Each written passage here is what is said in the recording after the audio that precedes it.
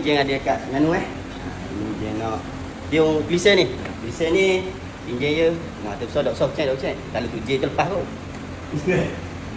Okey, tengok enjin nak bagi bakar. Okey, Kelisa buka dah. Kelisa. Okey, Kelisa YRV turbo. Okey. So untuk kereta lagi yang ni Jen dia akan tunjuk ni guna Terengganu Haziq. Okey, sekejap lagi Terengganu Haziq kita akan bagi Haziq. Lepas tu untuk hari ni dengan bantuan Jen dengan Batu Bo kita akan tengok dia tune. Kalau lulus insya-Allah kita akan buat promosi. Untuk KKT kita akan tune harga 4.5. Tapi promosi kita akan buat 3.5. Okey.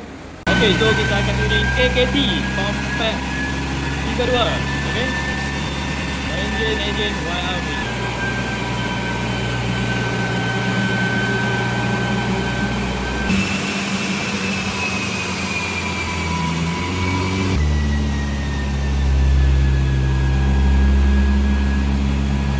Okey, kita nak sampling untuk kali pertama.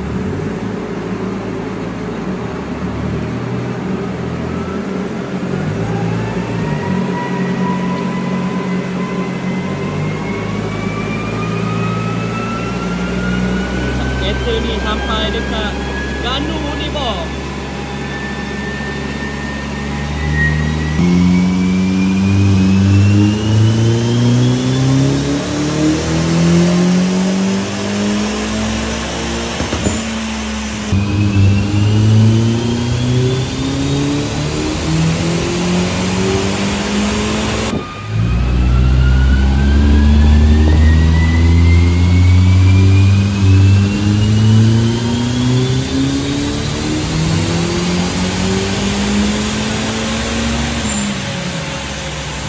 Okey, nampak ni.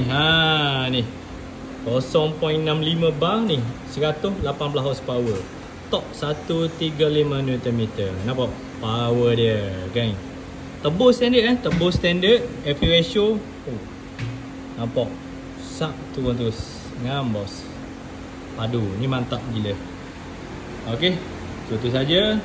Boleh datang di turbo.com Terengganu untuk tuning. Okey, assalamualaikum.